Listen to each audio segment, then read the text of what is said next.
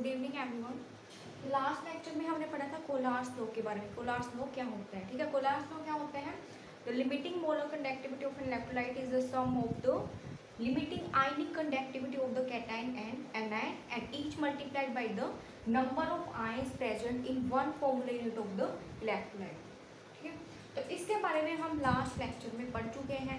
आज हम देखते हैं कि जो कोलार्स लॉ होता है उसकी एप्लीकेशंस क्या है, कहाँ कहाँ उसको यूज किया जाता है। ठीक है, तो पहले इसकी एप्लीकेशन यहाँ पे क्या है, हमने लास्ट लेक्चर में बात की थी। To calculate limiting molar conductivity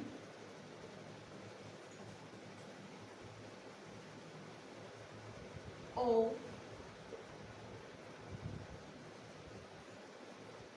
week electrolyte. देखो लास्ट लेक्चर में हमने ग्राफ प्लॉट किया था कंसंट्रेशन और मोलर कंडक्टिविटी के बीच में। तो हमने देखा था कि जो स्ट्रॉन्ग इलेक्ट्रोलाइट्स होते हैं उनकी जो लिमिटिंग मोलर कंडक्टिविटी होती है वो हम ग्राफ की हेल्प से कैलकुलेट कर सकते हैं। ठीक है, लेकिन जो वीक इलेक्ट्रोलाइट्स होते हैं उनकी मोलर कंडक्टिविटी को हम ग्राफ की हेल्प से कैलकुलेट नहीं कर सकते। तो उसको कैसे कैलकुलेट करते हैं, कोलार्स ने दिया था। जो स्ट्रॉन्ग इलेक्ट्रोलाइट्स होते हैं उनकी मोलर कंडक्टिविटी को यूज करके हम जो वीक इलेक्ट्रोलाइट्स हैं उनकी कंडक्टिविटी को यूज उनकी जो लिमिटिंग मोलर कंडक्टिविटी है उसको हम कैलकुलेट कर सकते हैं। ठीक है, अब पीछे हमने देखा था लिमिटिंग मोलर कंडक्टिविटी को कैसे रिप्रेजेंट करते हैं, लैम्डा और ऊपर लगा देते हैं नोड। इसका मतलब क्या हो गया, लिमिटिंग मोलर कंडक्टिविटी। ठीक है, तो मान लो कोई भी 2 या 3 स्ट्रॉन्ग इलेक्ट्रोलाइट्स हैं, उनकी हेल्प से हम किसी भी वीक इलेक्ट्रोलाइट की लिमिटिंग मोलर कंडक्टिविटी को कैलकुलेट कर सकते हैं। ठीक है, तो ऐसे इससे रिलेटेड न्यूमेरिकल करते हैं। If the limiting molar conductivity of क्या है, NaCl, HCl and sodium acetate is given अपने को कितनी है 126.4 ओम इनवर्स सेंटीमीटर इनवर्स। दूसरे की है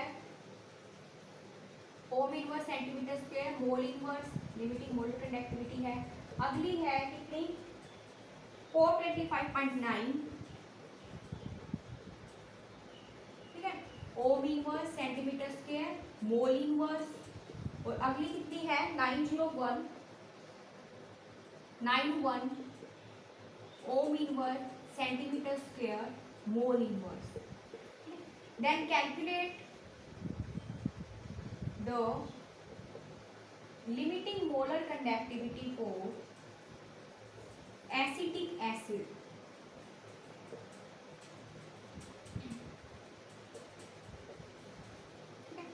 तो सबसे पहले देखो अपने पास गिवन क्या क्या है, NaCl, HCl और sodium acetate limiting molar conductivity. और हमें निकालना क्या है, limiting molar conductivity for acetic acid, जो कि क्या है एक वीक इलेक्ट्रोलाइट है। ठीक है, तो देखो हम इसकी हेल्प से कैसे कैलकुलेट कर सकते हैं। NaCl है, कोलार्स लॉ इस पे अप्लाई करेंगे यहाँ पे। NaCl की लिमिटिंग मोलर कंडक्टिविटी किसके इक्वल हो जाएगी, limiting molar conductivity of sodium ion plus limiting molar conductivity of chloride ion. ये मान लो इक्वेशन 1 बन गई। दूसरा क्या है HCl, तो limiting molar conductivity of HCl पे कोलार्स लॉ अप्लाई करेंगे तो limiting molar conductivity of HCl किसके इक्वल हो जाएगी, limiting molar conductivity of hydrogen ion, क्योंकि इसके अंदर एक हाइड्रोजन आयन है और एक क्या है Cl आयन है, एनायन। ठीक है, limiting molar conductivity of chloride ion. ये बन गई इक्वेशन 2। तीसरा हमें क्या कर रखा है, limiting molar conductivity of sodium acetate.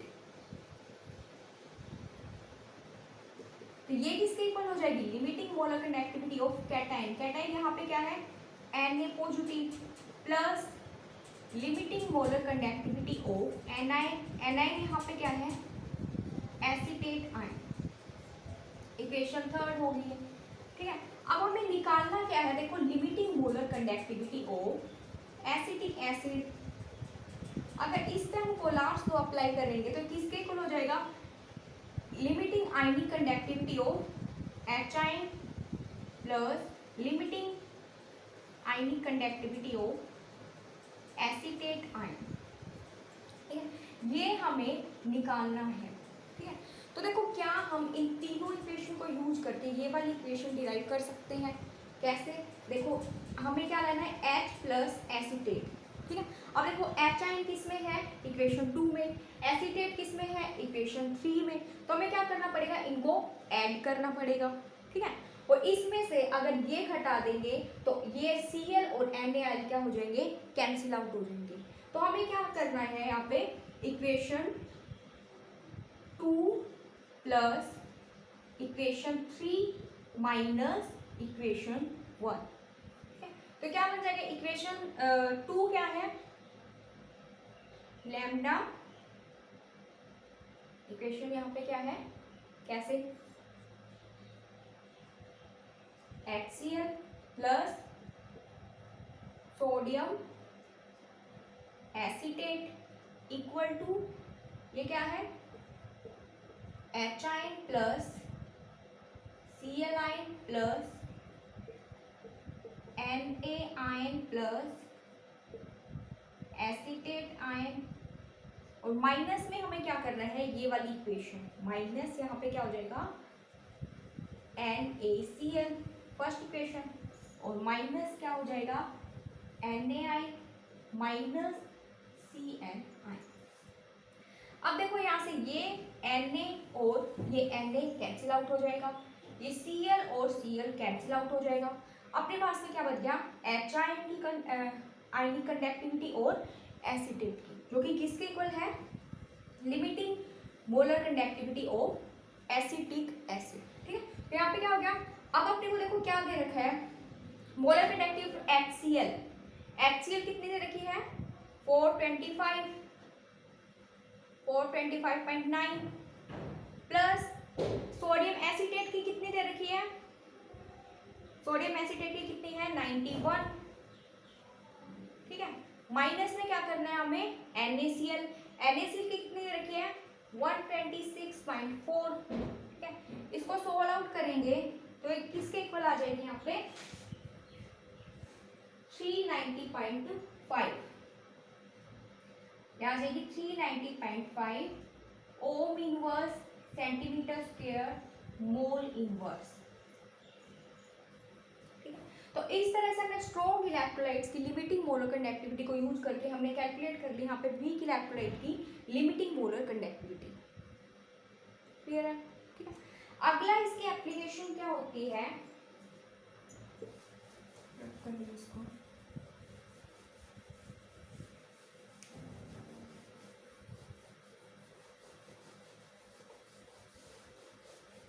अगला है, इसकी हेल्प से हम निकाल सकते हैं degree of dissociation of electrolyte. ठीक है, अगला क्या है इसकी एप्लीकेशन, टू कैलकुलेट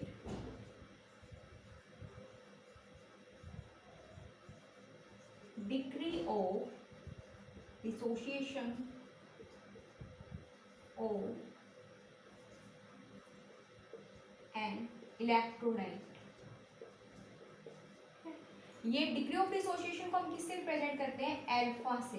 ठीक है, अल्फा किसके इक्वल होता है, molar conductivity at an concentration divided by molar concentration at infinite dilution या लिमिटिंग मोलर कंडक्टिविटी। आगे इसकी एप्लीकेशन क्या है, to calculate degree of, so to calculate dissociation constant of a weak electrolyte। कोई भी इलेक्ट्रोलाइट है, जैसे हमने ले लिया एसिटिक एसिड, आयनाइज होके क्या देगा, acetate ion plus H ion. इसका डिग्री ऑफ डिसोसिएशन हम कैलकुलेट कर सकते हैं। मान लो स्टार्टिंग में इसकी कंसंट्रेशन, इनिशियल कंसंट्रेशन इसकी क्या है, C। ठीक है, अगर रिएक्टेंट सी है बिल्कुल इनिशियल में, प्रोडक्ट बना नहीं है, कुछ आयनाइजेशन हुआ नहीं है, तो ये है जीरो, ये भी है जीरो। मान लो कि 1 में से अल्फा पार्टिकल डिसोशिएट हो रहे हैं, तो C में से कितने पार्टिकल डिसोशिएट होंगे? C alpha. 1 में से अल्फा तो C में से C अल्फा, तो C में से C अल्फा डिसोशिएट हो गए, जितने डिसोशिएट हुए उतने ही C अल्फा ये बन गए और उतने C अल्फा यहाँ पे बन गए। अब इसका डिसोशिएशन कांस्टेंट K किसके इक्वल हो जाएगा?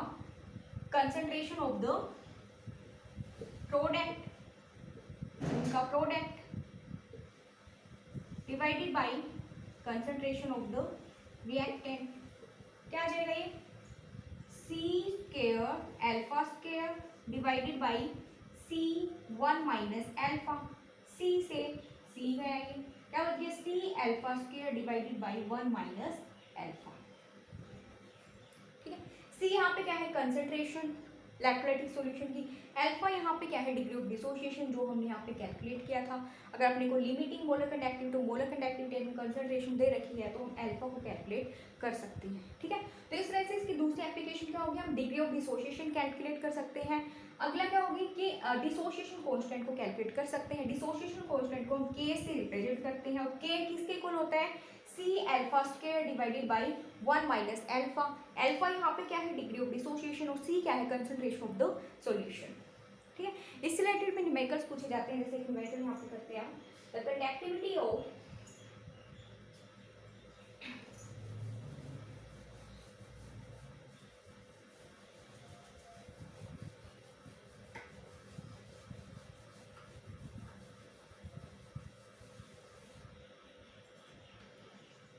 है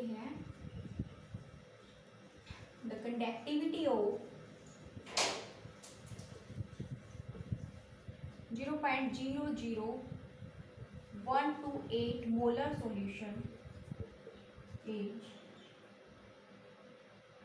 एसिटिक एसिड का सॉल्यूशन है।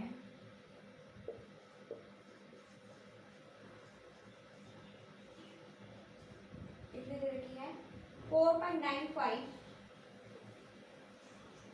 Multiply by 10⁻⁻⁵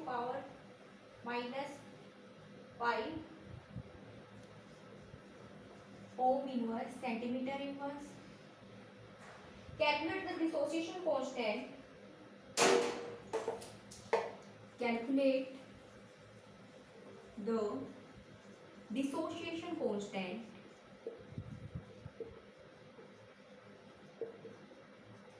if limiting molar conductivity is given 390.5 ohm inverse centimeter square mole inverse।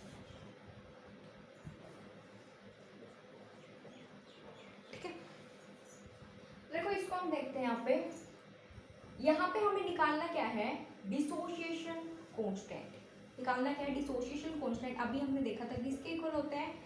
C alpha square divided by 1 minus alpha.